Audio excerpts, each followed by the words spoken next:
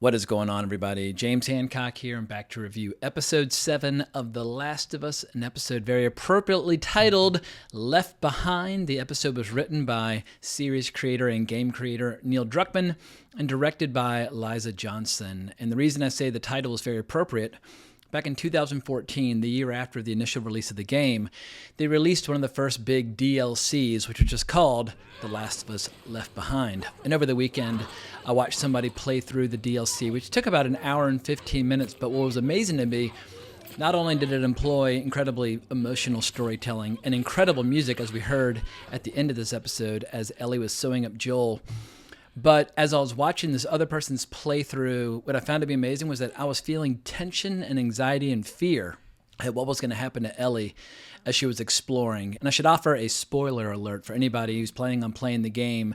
But what's different about this DLC from the episode that we just watched, in the context of the game, it cross-cuts back and forth quite a bit between Ellie in the present looking for stitching and medicine and that sort of thing for Joel, while she's trying to dodge and avoid certain raiders and marauders and whatnot. And then we also get, obviously, the scenes in the mall where she and Riley are running around. But I've said it before, and I'll say it again, and I think I'm going to continue saying it.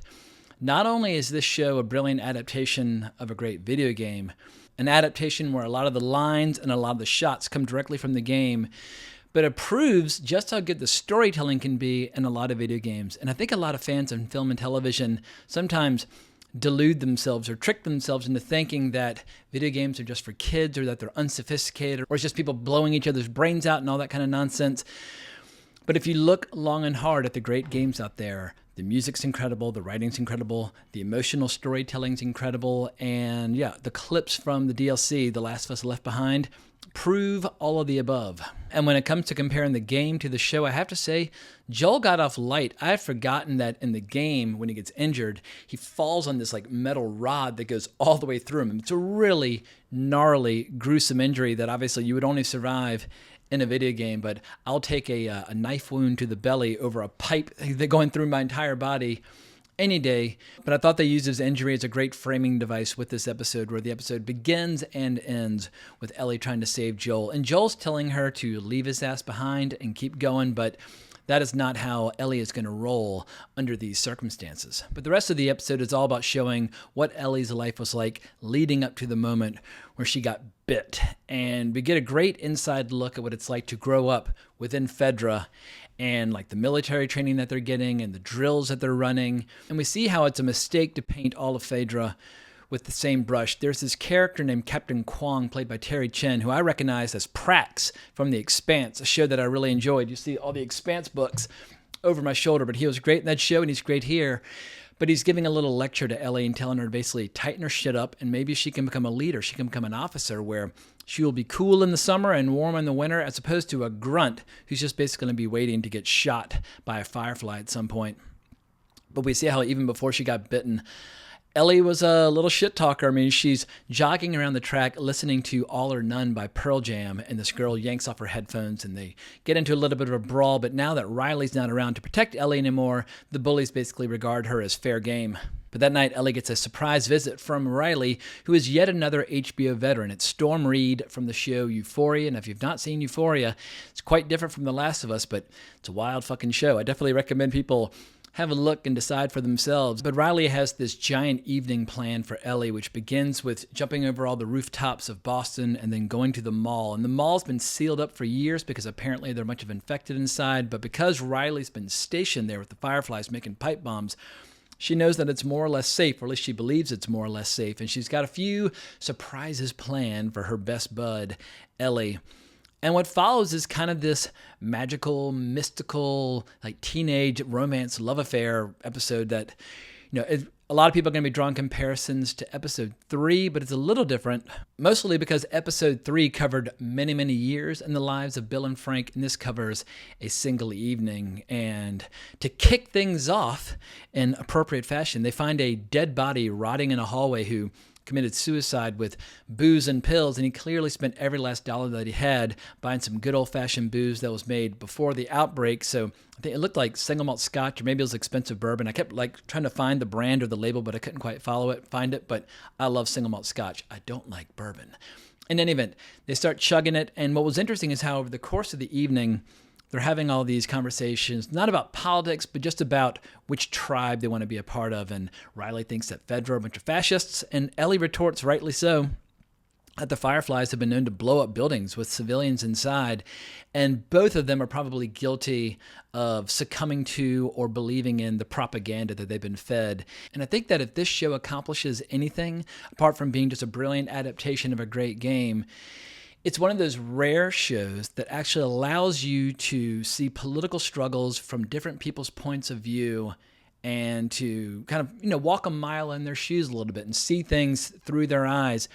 Most Hollywood shows and productions would depict a character like Bill as a ne'er-do-well or an outcast or someone to be avoided, but they depicted Bill with great sensitivity.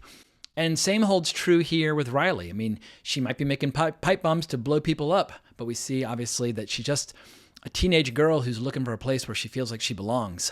And I don't know about y'all, but I was on the edge of my seat from the moment they went inside because, like typical teenagers, they're just like stomping and banging and just, anyway, they're making a complete and total racket. And they're young, they think they're invulnerable. And one of the most ominous, terrifying scenes of the entire season is when they're screwing around. I think they were either playing video games or dancing together. But the camera drifts away from them, goes down a hallway, and we see what looks to me to be a stalker on the verge of becoming a clicker. Stalkers are stage 2, where they basically sit around and wait to be stimulated or hear something, and then they go on a killing rampage. But we see all these like tendrils and kind of fungus growing out of it into the wall, almost like it's reached that stage where the fungus is just going to consume what living material's there and just kind of grow into the wall. But as we see, he's still got a little bit of bite left in him. But what was amazing to me is how the date night basically proceeds exactly as it did in the DLC. We get that sequence with the masks. We get the sequence with the picture taking. The picture taking was a little bit different because in the game, at one point, like the system says, do you want to upload the pictures to Facebook? And they're like, what the hell is Facebook? And I just punch in your name, blah, blah, blah. But they're trying to put in usernames and passwords. Anyway, they play it for a few more laughs. Also, on a personal note, a bit that had a lot of emotional resonance for me was when they stopped to play a little Mortal Kombat 2. And for people who have kind of come of age in the 21st century and playing on their video games either on the computer or a mobile device or on a console, it's hard to put into words just how cool it was going to an arcade from the early 80s through the early 90s, where at that time, the arcade games were stronger. They were superior to a lot of the at-home games. They just had stronger computing power, better graphics, etc. And when Street Fighter II and Mortal Kombat took the world by storm in the early 90s, let's just say that we all spent a lot of time at putt-putt, just force-feeding quarters into those games. And yeah, I kind of discovered drug culture at that putt-putt and video games all at the same time, or not video games, but at least those kind of side-by-side fighting games. At any rate, shout out to this show depicting Melina and one of her 2 fatalities. I believe it's called the Recycler fatality, but it's always great to get a little blast from the past on that front. But I thought the episode did a brilliant job of depicting that kind of awkward sexual tension between the 2 characters. Like when they're looking through the window of Victoria's Secret and they're looking at the lingerie, and we see Ellie kind of looking at her reflection in the glass afterwards. Or at one point where you can tell she's kind of not quite sure what to do about her feelings, and she starts saying like, oh, I got to go home. Like she almost says, it'd be better to just go home than to continue wrestling with these feelings. But of course, just like in the game, we eventually get the big innocent teenage kiss between the 2 of them. And like every teenage kiss, it was kind of awkward and was kind of clumsy and immediately followed by an apology. But it was a very sweet, tender moment in what was about to become a brutal and horrific and terrifying episode. But it could have been worse because in the game, they get chased by dozens of infected. And obviously it's like a big action sequence where you're running under gates and you're basically running down hallways and you see them coming around the corner and you got to go around another corner, et cetera, and so forth. And they're running, and they finally get to the roof and they're getting to the scaffolding. And then Ellie's trying to climb up and she falls. Riley comes down to save her. At any rate, it was depicted brilliantly in the game, but I understand why they felt the need to kind of scale it back for the show, because all that's important is that this creature manages to bite them both before Ellie dispatches it with the fucking knife in savage fashion. And after they're bitten, it's a really sad scene where they realize whether it's 2 minutes or 2 days, their life is over. But as Riley says, everybody has to face this at some point, some sooner than others. Like if she hadn't gone off to join the Fireflies, she was going to be assigned to sewage detail at age 17, which in her eyes was almost a fate worse than death. Like, it's better to join the Fireflies and be sent away to Atlanta away from all of her friends than to be stuck doing that literal shit work for the rest of her life. But it just shows what moments of tenderness and happiness and kindness that one experiences in this fictional setting. They are few, they are brief, and frequently followed immediately by facing one's own demise. So I think this show is always at its best when it's brutally honest about just how merciless this world can be and just how depressing it can be.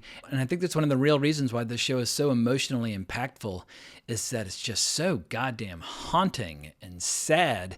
And that's why 10 years after the game came out, people are still thinking about it, talking about it, playing it, and discovering it for the first time in the context of this amazing show. And then the episode ends in pretty gnarly fashion where Ellie finds a little sewing thread and she starts sewing Joel up, and he just kind of grits his teeth and bears it. And that's when that killer guitar music kicks in by composer Gustavo Santaolalla, if that's how you say his name correctly. Anyway, look it up on iTunes or look it up on YouTube. It's a dynamite little tune, and it just shows how, once again, the storytelling technique at play in the game, whether you're talking about the cinematics or the music or the screenplay or whatever, first rate.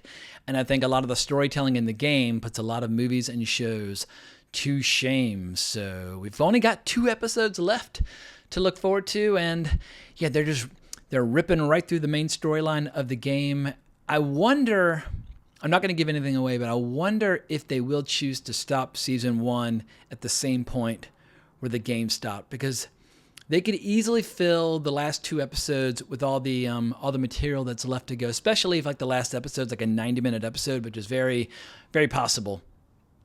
But I wouldn't mind if they were to save the best stuff from the end of the game for the beginning of season 2, but we'll know in a few weeks' time. But I'm very fired up for next week's episode where Ellie encounters all those religious fanatics. It looks like it's going to be insanely intense, but before I wrap things up, I have to bring you a public service announcement, because Manscaped now has beard products and has a brand new nose and ear hair trimmer. If you haven't already heard, the leaders in below-the-waist grooming are traveling north of your South Pole with their revolutionary Beard Hedger Pro Kit. Plus, they've now launched the brand new Weed Whacker 2.0, which confirms they have all the best tools for your hygiene toolbox. Time for you to upgrade your toolbox by going to manscaped.com and using the discount code WRONGREEL in all caps for 20% off plus free shipping. The Beard Hedger Pro Kit is the ultimate package that makes it easier than ever to craft your signature look. It all starts with the Beard Hedger. This thing is an elite beard trimmer. The Beard Hedger is tough on hair but smooth on your face, leading to single stroke efficiency that brings satisfaction one stroke at a time.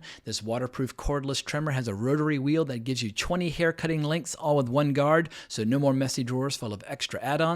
The Pro Kit also comes with 4 dermatologist-tested formulations for your post-trim care, including the Manscaped Beard Shampoo and Conditioner, Beard Oil, and Beard Balm to moisturize, style, and shimmer your new beard. And with a nice beard, your face is perfectly groomed, right? Wrong. You need to keep an eye out for those tough-to-trim ears and nose hairs. If you're a young guy out there or a young lady, you might not be aware of this yet, but at a certain point, your ears and your nose will turn against you and start growing hair in all sorts of weird places. At any rate, if you like this channel and you like my podcast, Wrong Reel, please consider supporting my commentary endeavors by making a purchase. I promise your significant other will be delighted to see you covering all bases, if you know what I mean. But thanks so much for watching my video. I really appreciate it. Please let me know what you think down in the comments below. And if you want to talk more, you can hunt me down on Twitter at Geeking Out. But remember to subscribe to the channel, hit that notification bell, hit the like button, all that good stuff. But more importantly, as always, onwards and upwards.